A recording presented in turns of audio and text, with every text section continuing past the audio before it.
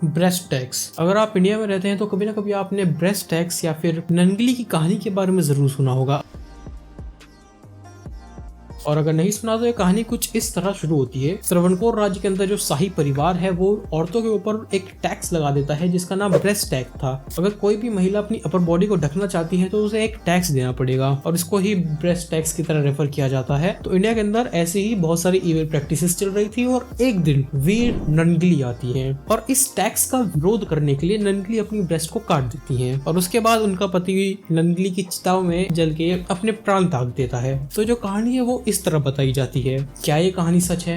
अगर 4 अक्षरों में बताऊं तो नहीं, ये एक फैब्रिकेटेड कहानी है जो कि इन भाई साहब ने लिखी थी और बाद में इन्होंने ही ये चीज एडमिट कर ली थी। The name Nangeli was given by my hands, my writings. The first name Nangeli was appeared in my story that filed for the Pioneer.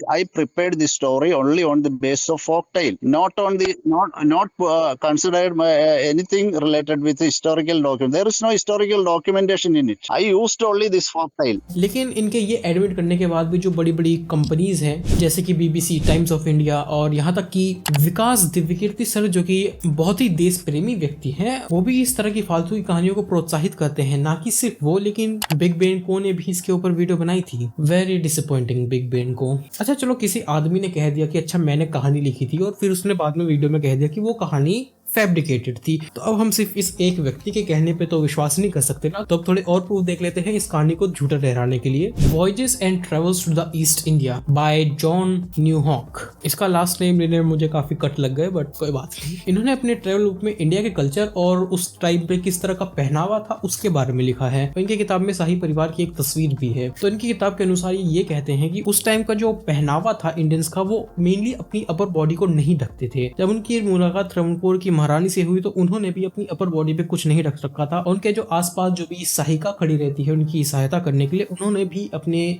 Upper body पे कुछ नहीं ढक रखा था। अब इंडिया के अंदर ये कभी भी मैंडेटरी नहीं था कि तुम्हें अपनी अपर बॉडी ढकनी ही है। वो तो जब मुगल्स आए तो महिला को बचाने के लिए हमें उन्हें ढकना पड़ा, लेकिन साउथ को क्योंकि मुगल्स कभी कैप्चर कर नहीं पाए थे तो इसलिए वहां के लोगों के अंदर अपने शरीर को ढकने की परंपरा कभी बन नहीं पाई। और अगर तुम लोग इंडिया का क्लाइमेट देखो तो वो काफी गर्म रहता है, खासकर साउथ की तरफ जहाँ पे इतनी ह्यूमिडिटी है वहां पर कम से कम कपड़े पहनना ही प्रैक्टिकल होता है। वहां पे पूरे अपने शरीर को ढक लेना प्रैक्टिकल चीज है नहीं। तो इसीलिए भारत के अंदर कभी भी बहुत ज्यादा कपड़े पहनने पे जोर दिया नहीं गया।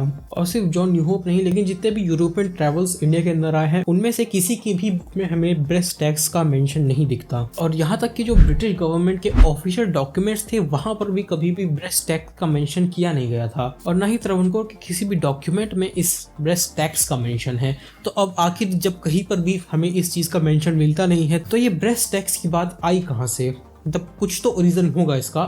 एक ओरिजिन है इसका। तो बात ऐसी है, जो श्रवणकोर के राजा थे उन्होंने अपने दुश्मन को हराने के लिए ब्रिटिश गवर्नमेंट की सहायता ली थी और अब भाई ये अंग्रेज ठहरे चालू, तो इन्होंने कहा कि अच्छा हम तुम्हारी मदद तो कर देंगे लेकिन उसके बदले में हमें टैक्स चाहिए। तो इसीलिए जो श्रवणकोर के राजा थे उन्होंने जमींदारों पे टैक्स लगा दिया जिसको मूलाक्रम और तलाक्रम टैक्स कहा जाता था। अब मूलाक्रम का मतलब एक्चुअल में ब्रेस्ट होता है, लेकिन ये ब्रेस्ट टैक्स नहीं बल्कि हेड टैक्स था। ये टैक्स ऐसे काम करता था, मूलाक्रम टैक्स फीमेल्स के लिए था और तलाक्रम टैक्स ये मेल्स के लिए था। अब ये ऐसे काम करता है कि जितने भी जमींदार के अंडर जितने भी लोग काम कर रहे होंगे उनमें से जितनी फीमेल्स हैं या फिर जितने मेल्स हैं उस हिसाब से जमींदार को टैक्स देना पड़ेगा। जैसे कि अगर 5 फीमेल्स हैं और 5 मेल्स हैं तो 5 मूलाक्रम और 5 तलाक्रम टैक्स देने पड़ेंगे इस जमींदार को। अब ये जो टैक्स थे ये कभी भी डायरेक्टली लोगों के ऊपर नहीं लगाए गए थे, खासकर औरतों के ऊपर। ये टैक्स जमींदारों को देना पड़ता था, ना कि वर्कर्स को। तो ब्रेस्ट टैक्स की कहानी एक्चुअली में यहाँ से शुरू हुई थी। यहाँ से सी राधाकृष्णा ने इस तरह की फैब्रिकेटेड स्टोरी बनाई और फिर यही स्टोरी पूरी दुनिया में पब्लिश हुई, ये बताते हुए कि भारत कितनी ज्यादा पिछड़ी हुई सोसाइटी था हमेशा से और यहाँ पर कितने ज्यादा गलत काम होते थे। तो यही थी ब्रेस्ट टैक्स की असलियत। ये कोई रियल टैक्स कभी था ही नहीं और जो असली में टैक्स था लोगों को उसके बारे में कभी